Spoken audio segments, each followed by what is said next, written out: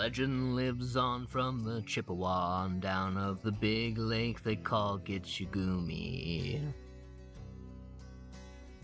The lake, it is said, never gives up her dead when the skies of November turn gloomy. With a load of iron ore, 26,000 tons more than the Edmund Fitzgerald weighed empty. That good ship and crew was a bone to be chewed when the gales of November came early. The ship was the pride of the American side, coming back from some mill in Wisconsin. As the big freighters go, it was bigger than most, with a crew and good captain well seasoned. Concluding some terms with a couple of steel firms when they left fully loaded for Cleveland. Then later that night, when the ship's bell rang, could it be the north wind they'd been feeling?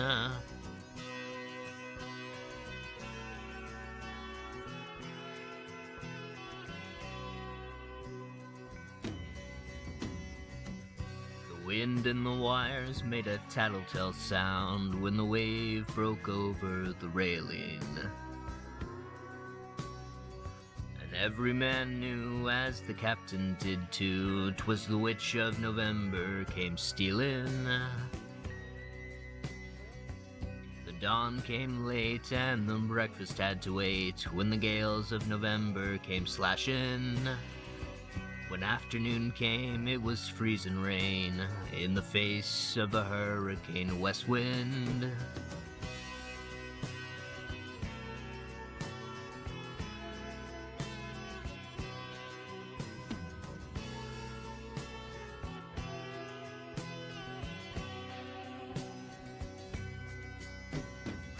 When supper time came, the old cook came on deck saying, "Fellas, it's too rough to feed ya." At 7 p.m. the main hatchway caved in. He said, "Fellas, it's been good to know ya." The captain wired in, he had water coming in, and the good ship and crew was in peril.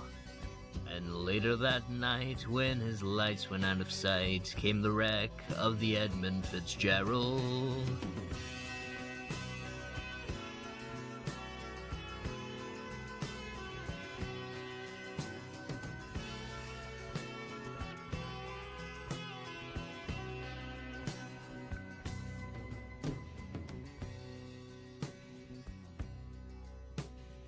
Does anyone know where the love of God goes when the waves turn the minutes to hours? The searchers all say they'd have made Whitefish Bay if they put 15 more miles behind her. They might have split up or they might have capsized. They may have broke deep and took water. And all that remains is the faces and the names of the wives and the sons and the daughters.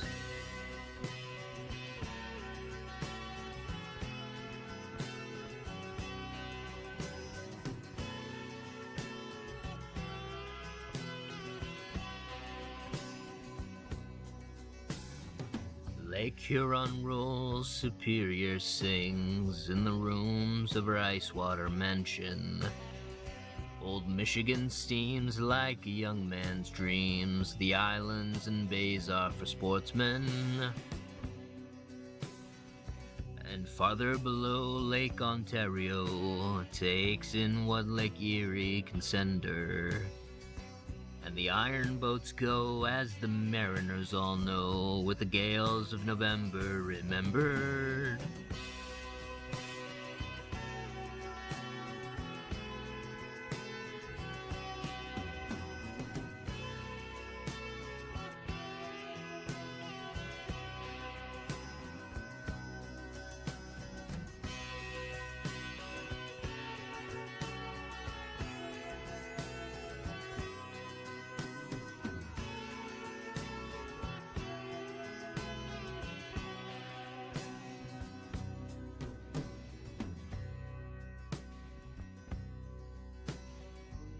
rustic old hall in Detroit, they prayed in the Maritime Sailors Cathedral.